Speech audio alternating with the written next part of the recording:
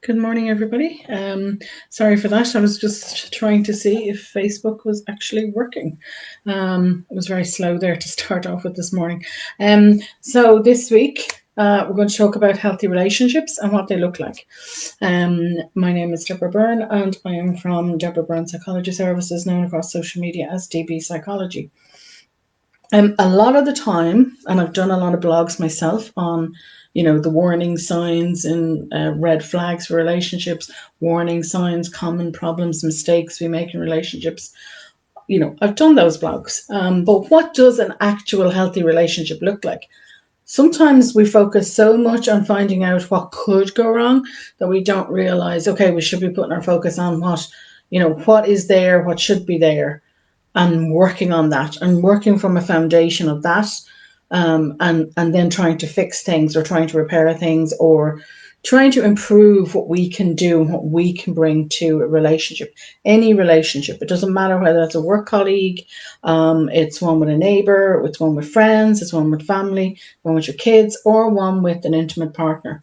So yes, the blog this week just focus on intimate relationships, but there are elements within that that are key to any relationship. So I will highlight those this morning as well. So let's get into it. So in any relationship, and this is any relationship, each party has to come from a basis of having their own healthy boundaries and being able to maintain those healthy boundaries within the relationship. When the healthy boundaries aren't there, then that causes problems. When parties to the relationship, one person's boundaries are skewed, then that causes problems within the relationship itself. So we have to be very, very aware of that. Now, in saying that, each relationship is different because, we bring who we are, our life experiences, everything we know to that relationship right at that moment in time. And that doesn't matter what relationship that is. We bring it into the relationships. Every relationship, as we know, particularly with intimate relationships, they have their up and down. Even with friendships, with family, we have our ups and downs. We all have our strengths and weaknesses. Everybody does. So does the relationship. You have to think about it as like a third party. It has its own strengths and weaknesses too, that we can feed into it. And we can either, compromise it or we can strengthen it. And it's going to be up to us to work very hard to do it because relationships need to be worked at. It's not something you can sit back with and think, oh, it's grand, I've known them for years, they're fine. You really need to be putting in the effort, particularly if you want to encourage positive relationships with people, encourage positive people into your life, but also to have a healthy intimate relationship as well. You can't become relationship complacent. It's a killer for a relationship. So in every relationship, we need to feel certain things. We definitely need to feel confident. If you're having your confidence knocked, it's not going to be good for the relationship, but it's not going to be good for you. You're going to feel pretty, low. It's going to knock on your self-esteem. So you have to have that in any relationship. You have to feel, okay, I can hold my own here. I'm not being knocked. I'm not being put down. I'm okay.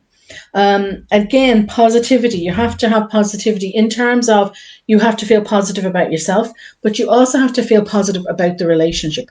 So the relationship, when you're with that person, you have to feel positive about being in this relationship with them. And that's any relationship. Whether, as I said, if you're going into work and you're feeling, oh God, I have to go in and face these people, I don't want to go there anymore. That's not feeling positive. And the same with an intimate relationship or with a friend. You have to feel positive about the relationship and the connection you have with them. So that has to be there. In an intimate relationship and with family and friends, close family and friends, of course, you're going to want to feel love.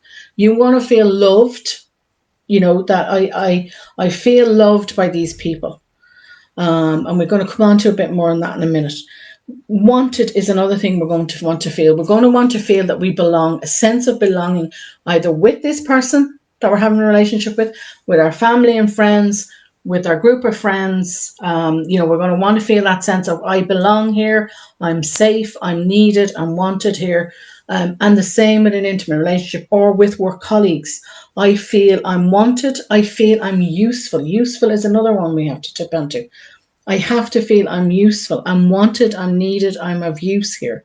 If you don't feel that, that's all going to have a knock-on effect to your confidence and how you feel about yourself and how positive you feel about the relationship. Your opinions need to be valued. They need to be valued very highly by these people. They need to, you need to be able to say what you need to say. You may not always agree with one another, but at least you're allowed to say it. At least you can say it. You feel confident enough. Yes, I'm going to be able to say this. Yes, they may not agree with what I have to say, but we can talk it out. We have enough good communication skills to talk it out. And that leads me then on to what I think are the 4 foundations of a good relationship. Any relationship, it will be respect, trust, honesty, and good communication skills. If you don't feel respected and you are not being treated with respect by the other person, that relationship is not a healthy relationship. It's going to have major problems and it's going to, you're going to want to get out of there. Trust is really a cornerstone of any relationship that we have, and that we can trust the person we're with. But that takes time to build, particularly with the friendship. And remember, even with our family, we've gotten to know them over the years. We've gotten to be able to trust them over the years. Same with our friends. We've got to know them over a number of years. We got to trust them. It was slow. In an intimate relationship, you don't know this person. This person at the beginning is a complete stranger. So you need to be able to get to know them really, really well.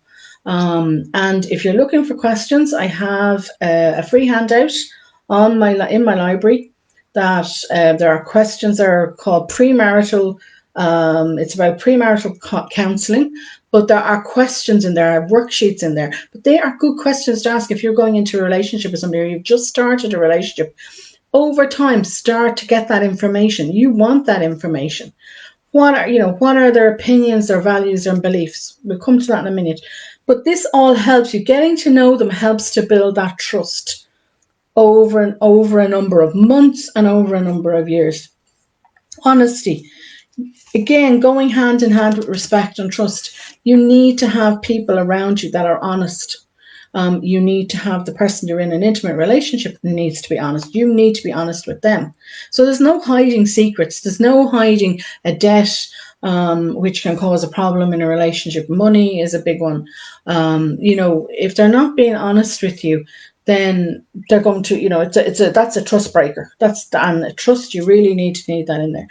Good communication skills. This is something we're not always born with, is good communication skills. It's not something we learn maybe as children either, but it is something, if you can, invest money and time in. You don't have to invest a lot of money or a lot of time in it, learning good communication skills, because they are going to stand to you, particularly around conflict resolution and doing that in a healthy way. But it helps enormously for any relationship if you have a good way of communicating with each other. And I have a blog on that. It's up there. It's improving communication skills in relationships. Just go and check out the website. You type it in and you'll find it up there, how to do that and how to deal with how to communicate as well. As part of that blog, there's a how to communicate if you're feeling angry, and there's some tips in there on what you can do there. So those 4, trust, respect, honesty, and good communication skills, I feel are really foundation stones for any relationship, but they must be there for a intimate relationship. Now, there's a few other things you're going to need. Friendship is another cornerstone. You have to become friends with your intimate partner. There are going to be times when, as I said, it's ups and downs, and particularly if you want a long-term relationship, we all have those ups and downs in long-term relationships. We have strengths and weaknesses that we bring in, and we can have conflict resolution. There are going to be times that are tough. Being good friends and being able to communicate with one another is what you need. That is what will get you through the tough times, is knowing I can rely on this person. They are my best friend. They're there. I can talk to them about anything. We have good communication skills. We trust and we respect and we are honest with each other. And that will get you through the tough times more than anything else. So really you need to be building in, apart from the initial attraction, which you need with an intimate relationship, you need to have, an attraction. You need to have, be showing signs of affection towards one another. But you need that friendship as well. Now, going back to healthy relationships, or healthy boundaries, our values and beliefs. I said about being able to express your opinion in a relationship. It's very important to be able to express your opinion, but your values and your beliefs are going to be your foundations for your healthy boundaries. So you have got to know yourself, what those are. What's my values? What are my beliefs? Are they healthy? You really need to be working on those. And as I said, a healthy relationship needs that good, healthy boundaries, and for you to be able to maintain them. So having, similar values, similar beliefs, similar interests. You don't have to have every interest. You don't have to do everything together. Not 100% of your friends need to be the same, but your relationship with your partner needs to know all your friends. You need to be willing to bring all those friends home. You need to have some sort of interaction with one another, but you don't have to hang out together all the time. You can explore, different interests, hobbies, have different careers. That's not what I'm talking about. But you do need to have something in common. You need to have something in common. And the values and beliefs really need to be very similar for the relationship to be a healthy one. So, we change, and the values and beliefs can change as we get older. We change just by aging. Life experience happens. We change. We grow. It's called personal growth. Maybe we do a course. Maybe we interact with different people. We change our career. All of this will feed in and help us to grow personally. There needs to be room in the relationship for that to happen. The relationship can't be stagnant either. It needs to grow. So as the two people in an intimate relationship are growing personally, the relationship itself will also have a personal growth experience. So there needs to be room in that. If somebody's trying to hold on to the past, it's not going to be conducive to a healthy relationship. So there needs to be room for growth, both on a personal level and by the relationship itself. So we have to remember that. And then a note on a few other things would be appreciation and gratitude. My question to you is, for any relationship you're in, there has to be a level of appreciation and gratitude. And as I said, we have to work on not having relationship complacency, but particularly in our intimate relationships. When was the last time you actually said thank you to your partner if you're in an intimate relationship? It's one of the things that we would use as therapists with a couple that were struggling. We would get them to start using gratitude with one another and appreciation with one another. We would get them to explore that. What did you like about your partner when you first met them? But we'd also get them to start improving their communication skills by just saying thank you and showing appreciation with one another. So that's important. You really need to, say thank you. It's a simple thing. You don't have to do big acts of kindness for people. It's just, small things for your friends, small things for your family. Simple words like thank you can go, and I really appreciate what you did there. Small things like that can be hugely beneficial and have been known to be hugely beneficial in the studies we've done, both for relationships, but for the person that's saying it, not just for the person that receives it, but for the person that says it. That gratitude can really boost up our mental health and our self-esteem and our self-confidence hugely when we just by saying thank you, just by being appreciative of what somebody else has done. And it's a very quick turnaround. So within a matter of weeks, if you were doing this on a constant everyday basis, it has been shown to boost your mental health and boost boost your self-confidence and boost how you feel about yourself, not just how the other person is going to feel. So imagine what that's going to do if two people are doing this with one another. They're reflecting that with one another. That'll just up the relationship and the positivity, that feeling of being positive about the relationship, about being appreciated in the relationship. It boosts it up. So doing that is very important. The other thing we need with any relationship is patience and compromise. And this goes back to, being willing to listen to other people's opinions, being willing and open-minded enough to compromise. That is vital in any relationship, but particularly in an intimate relationship between two partners. We need to be able to compromise with one another. Yes, your values, yes, your beliefs may be similar, but you're going to have differences of opinion even there. So we need to be willing to compromise and do the dance together, if you like. And that takes good communication skills, as I said, and a level of open-mindedness and compromise. Now, the last thing I want to talk about is consent. Consent is very important in an intimate relationship. Never, ever, ever assume that consent is given, and we shouldn't assume that consent is given just because you're in a long-term relationship. Both parties, with regard to sex, have to be willing to participate in that act, and they have to consent each and every time the two people want to have sex. It has to be mutually consenting each and every time. So please be aware of that. Don't just assume that because I've been in this relationship for a little while with this person, or just because we had sex the last time, does not mean that this time around it's okay. So that takes good communication skills. And as you can see, this is why I'm saying it's one of our foundations. So be aware of that. The consent is not just assumed because you have married somebody or you're in a long-term relationship with them.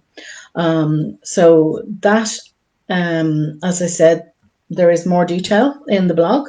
For everything I've covered, it's quite a lengthy blog, so I go into a lot more detail in the blog this week, and you can find it at www.deborahbyrnepsychologyservices.com.